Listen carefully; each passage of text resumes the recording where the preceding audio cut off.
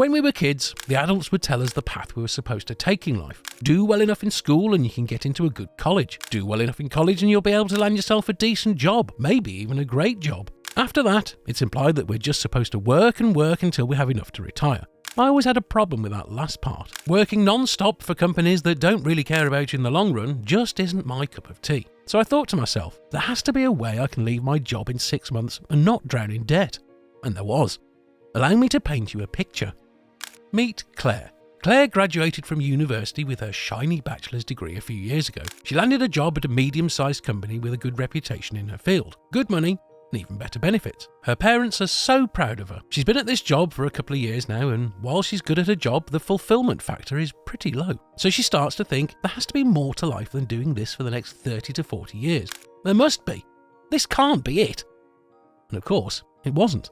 Lucky for her, the next day was a Saturday, so she had the whole weekend to start some research and put her leave my job plan into action. She found that the most straightforward way for her to leave her job successfully is to start her own business. The possibilities seem to be endless. Affiliate marketing, photography, content creating and copywriting, and those were just the tip of the iceberg. In the end, she chose to focus on editing. More specifically, video editing. She had dabbled in it back in her high school days and she had always found it fun. But she knew that her current level of skill wasn't going to be enough to allow her to leave her job. The next 4 weeks of Claire's life was a crash course on everything she needed to know about video editing. Almost all of her free time went towards her research, which took her to YouTube and some other skill-sharing platforms where she found information to help her sharpen her skills. All that effort was helping her to get to the level where she could charge people for her services, and so she completed step 1 of her Leave My Job plan. Armed with her newly improved editing skills, Claire was feeling pretty confident. But she knew that step 2 of her plan was probably the hardest one, and what would make or break her new business.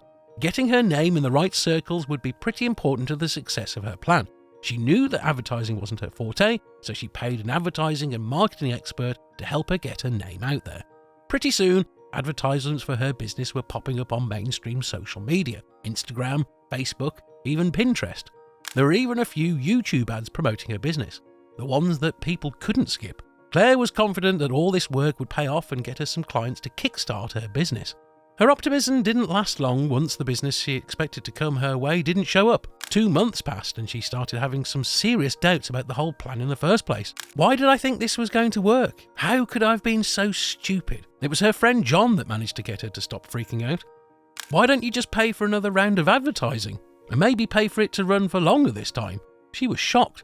For all her planning and work she had done, she hadn't considered that as an option. So she thanked him, took his advice, and paid for some more advertising. Sure enough, the first leads began to come in. Slowly, but surely. She was in business. Now for the 3rd step of her plan, doubling down. She gathered her references from the first batch of customers she worked with. In her research, she found that positive customer testimonials worked wonders for startup businesses. It encouraged business from new clients and reassured people she already worked with that her business was one that they could work with again and again. She also set up social media accounts tied to her businesses to display the glowing reference as some very compelling advertising. 5 months in, and Claire was over the moon. Her business was growing steadily, with customers being drawn in by both the social media accounts and word-of-mouth declaration from some of her former clients. Profits were rolling in like a snowball down a hill. The only issue she had was that her 9-to-5 job and her business were starting to clash.